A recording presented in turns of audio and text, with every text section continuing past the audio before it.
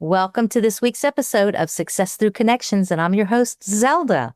I'm going to have a special guest with us today. Her name is Angela Timberlake, and we met a couple of weeks ago. I love to tell people how I made the connection with my guest. So I was attending a conference a couple of weeks ago, and she was one of the speakers and in a breakout session that I attended. And I was really looking forward to what she had to say. And I'm going to tell you what really resonated with me, and she probably knows what I'm going to say. It blew me away when she said, women do not toot their own horn enough. And it's so true. And I thought about that, and I went home and I emailed her and said, "You're so right." And I went home and I was attending a meeting a couple of days later. And I'm going to tell you, Angela, I tooted my horn. That makes me happy. I absolutely tooted my horn. It was a good feeling too. So it made me feel good. So yay for that. I appreciate that. We're going to really do some really interesting talking today about what she does as a coach. She is the president. Angela is the president of Elevate Women and also the president and founder of Brilliant Leadership Group. I know that she's a business coach. She works with people who are on boards and different leaders.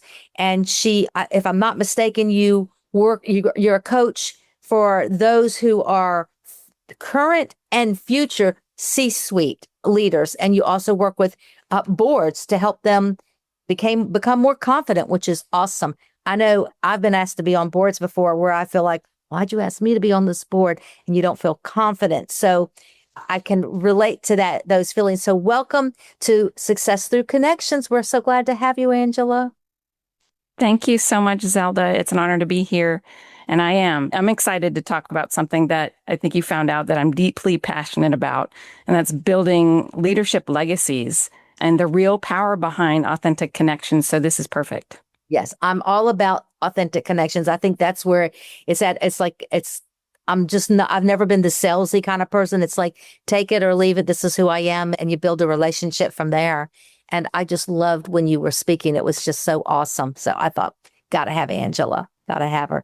So Angela, I'm going to jump right in. I want to know, was there during your career, when you decided to become a coach, was there this aha moment when you said, I think I have a calling. I'm going to be a coach. And you weren't just any coach, you wanted to go to those who were in the C-suite. Was there an aha moment? What was it that brought you to that?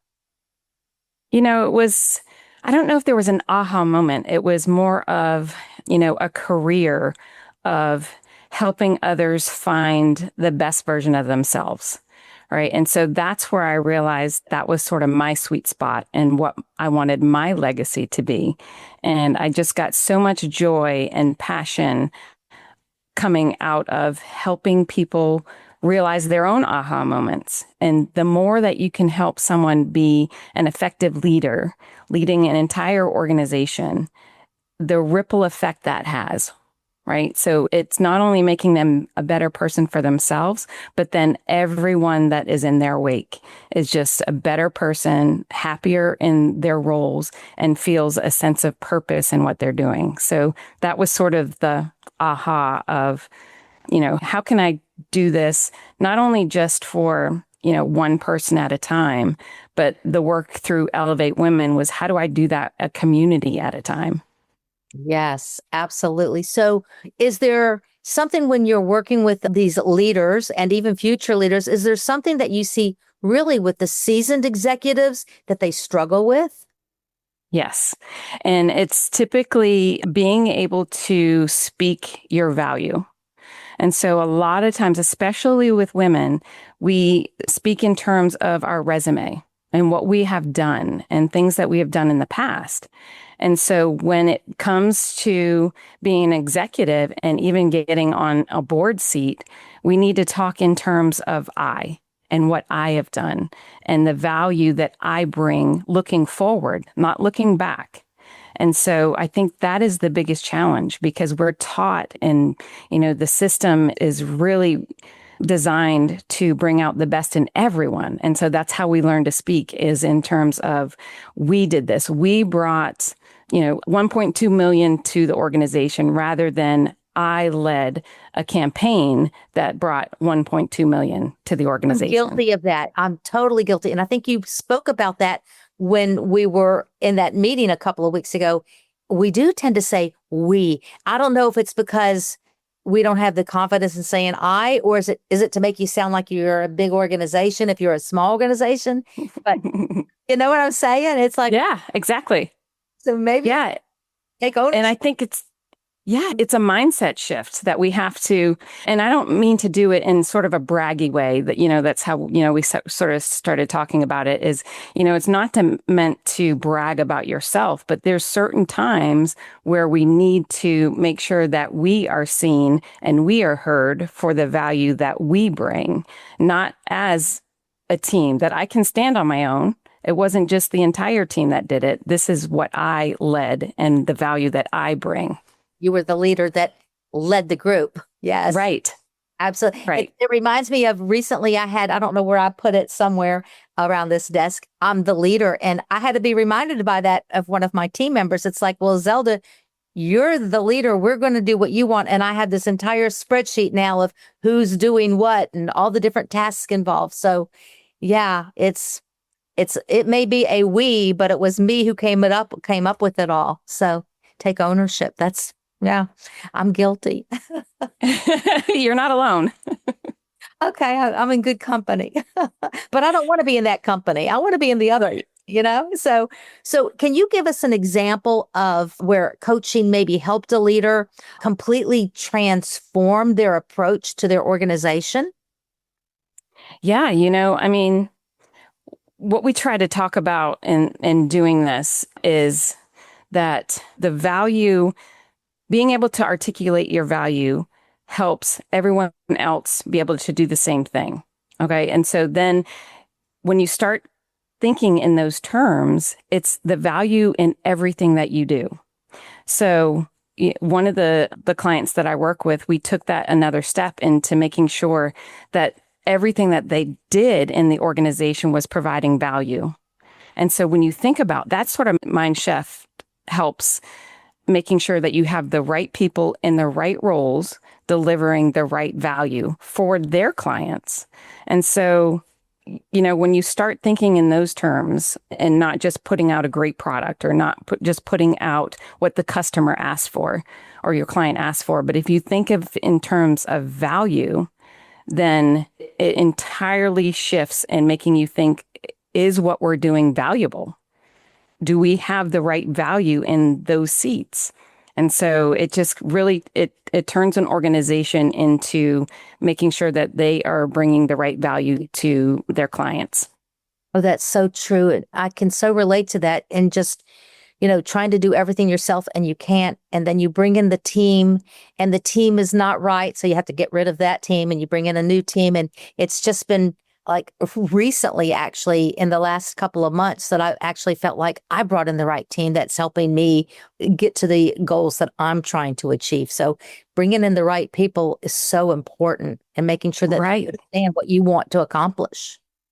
Right. And if you think about, if you start with yourself, right? And so we help these leaders and these executives start with themselves. So your leadership brand is really the intersection of your values and your value. So it's how you show up with consistency, trust, integrity, and intention. And so we help people sort of define what that brand is so they can lead with that going forward with what matters most. And that's how they begin to communicate with their teams, with their customers, with their clients. And then their unique impact is really how they themselves will be known. And then it's how their business will be known. So it's very powerful. It's fascinating to me, very fascinating. So, what would be your advice to a leader who might feel stuck or even resistant to some change in their own organization? I would think that happens. Yeah. And everything starts with the first step we do, regardless, is always understand your values. What are your values? Both personally, professionally, what do you hold true and that are your non-negotiables? That's sort of your grounding. That's your North Star. How do you And get so them to everything, start thinking in those terms? Are there questions they should be asking? Can you give us a couple of tips? yeah, I mean, it's so in if you think about every relationship that is so successful, you don't have to think about it. What is about that relationship? Is it trust? Is it respect? Is it integrity? So I think you can start with that. The basics, of your most simplest friendship that you, wherever you end ended, it just starts right back up, right? There's something about that relationship, and you think about what those values are, and you can start there, and you can start simple. And then it's being able to turn that into, how, what do you value? And then you can start thinking about the value that you bring. So I think it's just starting there is what you value most. And then you can build everything around that. Okay. Well, are there common mistakes that you see organizations make when they're trying to develop future leaders? Yes, I think it's putting people in placeholder positions. So meaning that they don't understand the value. They don't understand their values, and they're not in tune with the value that they bring. And so they sort of pigeonhole them into a career or into a path that may not be aligned. And so that that is a recipe for disaster in both that person's career and in the organization and in the clients that they serve. So it's really, I think it's at the core of everything is understanding what they value and the value that they bring to the table so that you can get them in the right roles. That's so interesting. I was listening to a friend a couple of months ago, and she was explaining this team she was putting together for this new company she was launching. And it was fascinating. And I said, well, why did you select this one and this one? And she said, well, this particular person, her strength is being in front of people. And so I'm putting her in charge of new clients because she's so friendly and so outgoing that she would be a fantastic face of the company for the first touch. And it's knowing what someone's strength is, their value, their strengths are. And then it was like, okay, well, why did you pick this one? And she would go through each one so there was a lot of thought into the people in that leadership roles that she was placing. I thought it was very fascinating. It was like, we're not just Yeah. things on the wall and see what they stick. Right. And, a lot of people are promoted into management, into leadership roles because they're good at what they do. And many times people aren't asked. They're not asked, do you want to go in this direction? Do you want to lead people? Do you even enjoy bringing the best out of people? So, and then they don't give them the appropriate training, or they don't give them a coach. They don't give them a mentor to help them along the way. Yeah. Yeah, for sure. So, how do you tailor your executive coaching when you're working with someone on that fast growth plan? Yeah. So through Brilliant Leadership Group, it is more boutique. So it is aligned. It is all custom coaching. So we work with that person. And that's the first thing that we start working with is, what are your values? What do you hold true? What about your role brings these values out? And so we start working with that. And it's ground one in everything that we do. And then we start looking at, is the company aligned to those values? Is your role aligned to those values? And then we start looking at, what makes you shine?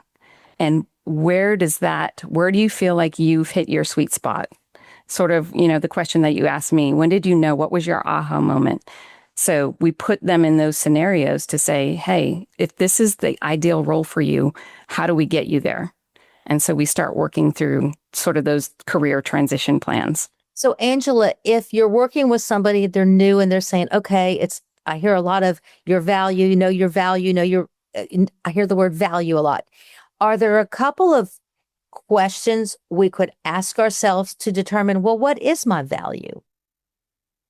Yeah, I mean, you could start with some of the things that we do is we actually ask them what they don't like. Okay, so what are the things that you don't like? Sometimes that list is easier to check off because if you start with your values, it could be just overwhelming. You're like, well, I like this and I do this and I like this. So sometimes we start in the reverse. We reverse engineer it a little bit and we say, okay, what are the things that you don't like? Where do you feel like the life is just sort of sucked out of you? Let's start there. And then we can start to say, okay, once we have that list identified, then we say, okay, where do you feel the most energy? What gives you the most energy in each one of those relationships? Okay, where have you felt the most successful? And what made you feel that way? So it's sort of breaking down, and we'll sometimes start with a scenario. Tell me about a time where you felt just, felt seen, you felt heard, you felt recognized, you felt like you were at the top of your game. Let's start with that scenario. What about that made you feel good? What about that made you feel successful? And so we sort of break it down, because if you just start with a list of attributes, it could go on forever. You're like, yes, I'm that. Oh, yes, I like that. Oh, yes, I like that. But if you go to a scenario base and start from, a feeling of this is where I felt at my best and work back from that, I think that's the best place to start to narrow that down. That's a great answer. That's helpful because I kept hearing value. Well, what if I don't know what my value is? But those are good questions to make you start thinking, well, this is my value. So how do you measure whether your coaching or development programs are really helping move the needle for a company? Oh, that's a great question. So typically everybody has, key performance indicators. So we'll, talk about what those look like.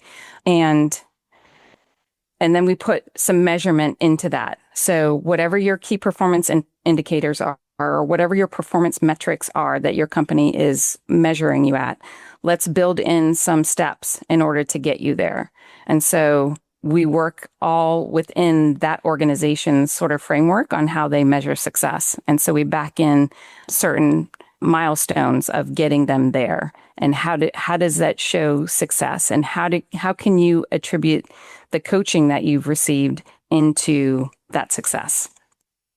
So are there, when you're coaching board members, okay, we're working with the board, are there some key traits or some skills that separate a strong board from a dysfunctional one? Oh, that's a loaded question. I've been on Yes. both. Yep. I mean, yes. Yes. I think so. Every board is different, just like every organization is different. And so it's key to have the correct makeup. So a lot of times a board is put together through, actually 85% of those roles are put together through connections, right? Their network. And so sometimes it's not filling in an actual functional need. It's just because, oh, I know you'll be great on the board. And so sometimes you get too many finance people, you get too many HR people, you get too many sales people.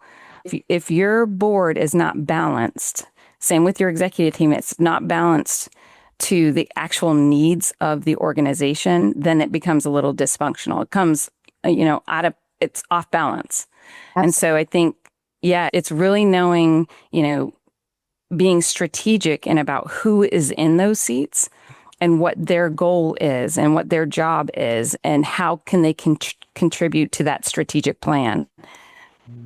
I remember being on a board of a women's group, and it was a little bit intimidating. It was like I was the entrepreneur of the group, but there were corporate people and attorneys and people from all walks of life. But it was such a balance that it was a very successful board because there was so much diversity in that board. But whew, it was a little bit intimidating for me at first. It was like, okay, you got to get your footing in there, Right.